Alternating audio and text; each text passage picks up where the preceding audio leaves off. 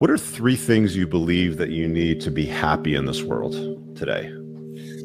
I don't think that men should ever consider how happy they are. I think that for a man, the paradigm of analyzing yourself based on your mood is an incorrect way to approach life. I don't think it makes you competitive.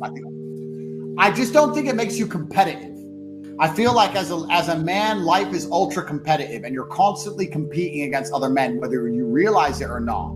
The girl you want, other men want. If you get her, it's a competition. The dollar you want, other men want. If you get it, it's a competition. The status you want, other men want. If you get it, you won the competition. Man, life as a man is hyper competitive, and you need to build a mindset that allows you to compete at the highest echelons and the highest levels. And in my experience, the people who compete at the highest levels are not people who have any concern or care for how they feel on the day. You are a man with duties. You're a man with responsibilities. You must perform. You have things you must do, and you must do them regardless of how you feel. When things go wrong, or I'm feeling things I don't want to feel, or bad things are happening, that's when I'm like, okay, I currently cannot sleep. I've completed the day's tasks. I've tried to go to bed. I can't sleep. More shit has to be done. That's when the amazing things happen in my life. When I was heartbroken, when I was whatever, everyone's been heartbroken. I can't remember a specific example. I hit the gym harder, right? If something goes wrong with your payment processor, that's when you get fucking inventive. That's business, right? That's when you get inventive. So all the bad things that happen to you as a man, if you're stoic, you get to take unlimited energy. Heartbreak is unlimited energy. So is depression. So is rage. So is sadness. All these negative emotions they tell you to collapse behind. You know you're supposed to go to the gym. You know you're supposed to train, learn how to fight. You know all these things. You don't do them. That's your decision. It's your prerogative. I didn't make that choice. I made the choice to do it all. I decided all of that. And every single man watching this can do the exact same thing, which is why I have very little pity when I do these streams and people think I'm arrogant or I'm rude to people, or even to you earlier when I was making jokes and I've been joking with the girls. You're saying good, drink bro. the soy latte. I'm not, yeah. Of course, and I know we're only joking, right? But the point is, that's a conscious decision you made. I would never make fun of someone who hasn't got a choice. I wouldn't make fun of someone born with one arm. I have a choice, though. But if you've made a fucking decision to be less than you should be, then I believe you should be mocked for that decision. I agree. I feel like, because like you're not living up to your full potential. Like it's your choice to basically not live up to your full potential. If you want motivation to push hard in your business, if you were happy and excited every day, you'd work harder. So how do you become happy and excited? Well, you have to be the man. How do you be the man? We've got to be strong. Ta-da! It's all linked. Comes down to you. Yeah, it comes down to you. Yeah, it's all linked. So if you wake up every day and look in the mirror and go, I'm strong as an ox. Look at this. I'm built like Hercules. I'm about to go make some fucking money. Yeah. That's different than waking up and going, out of breath out the shower and shit. You know what I'm saying? So there is definitely a link. I think physicality is linked to everything. I don't think you can deny that. Physicality is linked to everything in your mind. I couldn't be me if I wasn't so fucking strong. I couldn't be me. I know I'm an objectively strong man, and it makes me happy. I say this all the time, every single mental health month. Depression's the worst thing in the world, it's disease. You think you're helping, you're doing the opposite. Stop telling people that they can't fix it. Stop telling them it's a disease that's not their fault, and start telling people, look, if you work hard, you can feel better. You're depressed now, but if you go to the gym and you work out and you train, you get a good body, you start getting social, you get some friends, go to some social clubs, start to meet people, start to do things, you will feel better. That is far more healthy than talking about it's a disease we can't fix, take these pills. The gym has been proven to fix more depression than antidepressants. This has been proven, this is statistical.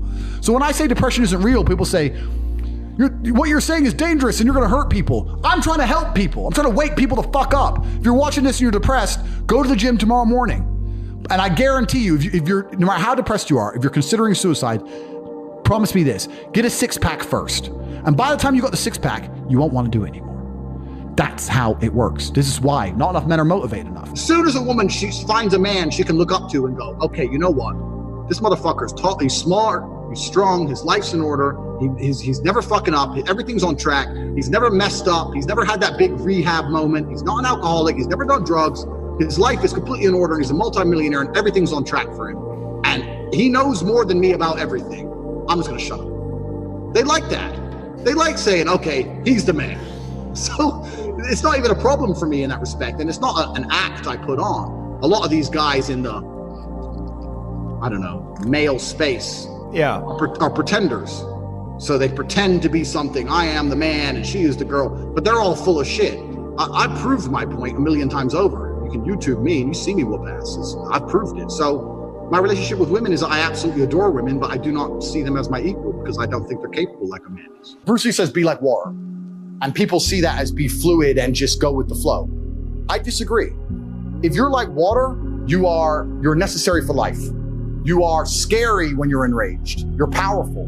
You're beautiful when you're calm. You're so many things when you're like water, right? So if I'm enraged, it's like water behind a dam. You just got to put the dam in place. And you got to get the turbo, the hydroelectrics put in. Don't tsunami your life.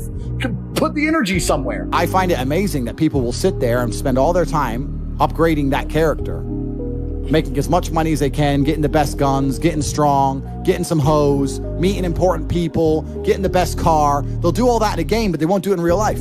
I find that incredible. Like, my life is GTA.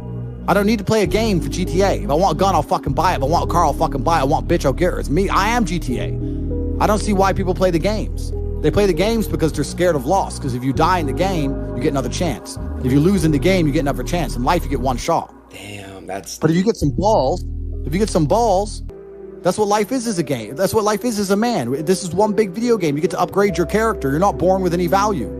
All these women that you just put me on with are born with value. They're pretty already. They're gorgeous already. They're good looking enough. Even if they're a 5, someone's going to give a shit they exist because someone wants to fuck them. As a man, if you don't make yourself valuable, you have no value.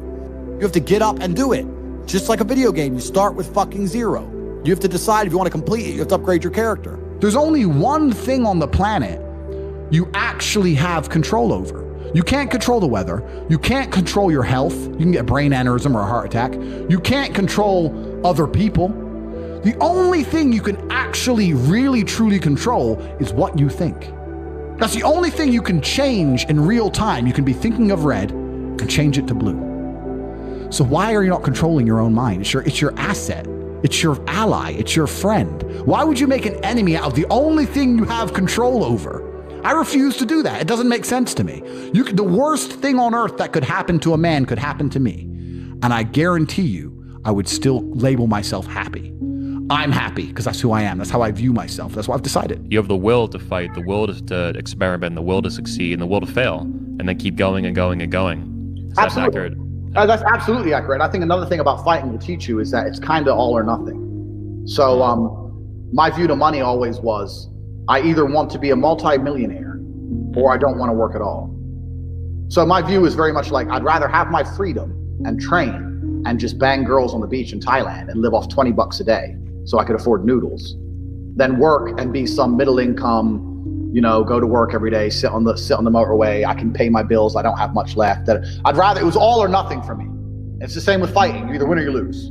I either wanted to have it all or I didn't want to play the game. I didn't want to play the game. I didn't want to be in the middle.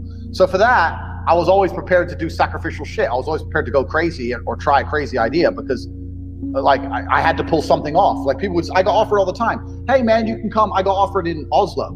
You can come and you can train people at our gym and it's $3,000 a month and you get a free apartment. You get to live in Norway and there's hot girls and you get to hold pads and you can still train. And I was still like, nah, no, I don't want to work. I still got a job. No, I don't want to fucking hold pads with some dickhead. No. Yeah. I want freedom. And freedom either comes from being completely broke or rich. One of the best things about money is I've managed to create my reality absolutely. I don't talk to anyone I don't want to talk to. If you come to me and say, we can make $100 million, but I don't like your shirt, then you can get fucked. That's my life now. Because I don't need money and I don't like you. So that's who I am, right? So I've created my reality absolutely. And the number one thing I will not do is talk to negative people. I don't want to hear, I don't care what your story is. I don't care what happened. If all you do is complain, you are not around me because it is sticky. It's sticky to you. It's sticky to the universe. It leaves a residue. I don't want to hear it. Everyone around me is happy. And not only happy, we're the kind of people, if we're in a trench and we're getting shelled, we're laughing. Yep. We're like, missed.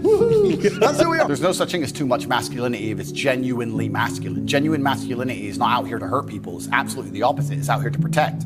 And when bad things happen, they call traditionally masculine men. If you need a firefighter, you need a masculine man. When you call the police because of the problem you have, you want masculine men. And as soon as a woman or a man is in trouble, when you look for backup, you look for masculine men. And masculine men have a duty to provide and protect those they care about. We have a duty to do things we don't feel like doing because we know we're supposed to do them. And that's why we stayed in the Titanic and died. Those were masculine men. Where did you get your views about this from? Just what I grew up with. This is the family I grew up around. And Your father, your mother? Yeah, both? and the world I lived in. And I think a lot of the things I'm saying now about masculinity and how people should act in the world, how the world should function, were considered completely normal and accepted by everybody only 20 years ago. I think the world's just lost its mind.